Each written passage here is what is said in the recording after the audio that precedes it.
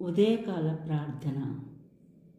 కనులు మూసుకుని చేతులు జోడించి ప్రార్థించుకుందాం.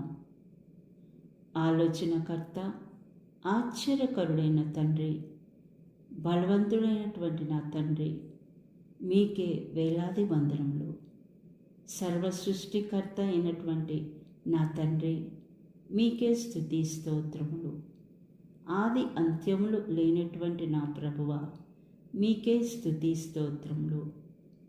నిన్న, నేడు, రేపు మాపై మీ ప్రేమ ఒకే రీతిగా ఉంటుంది ప్రభువా.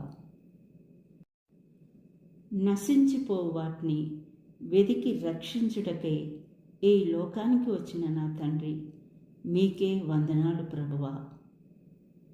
నిన్నటి దినమంతా కూడా మమ్మల్ని కాచి కాపాడినందుకు మీకే వేలాది వందనములు. రాత్రి అంతే కూడా మీ కాపుదల్లో మమ్మల్ని ఉంచుకున్నందుకు మీకే స్తోత్రములు ప్రభువా.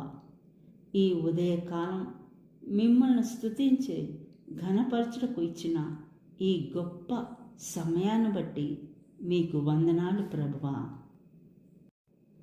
ఈ దినం మేము చేయి పనుల్లో మీరు మాకు తోడుగా ఉండండి ప్రభువా.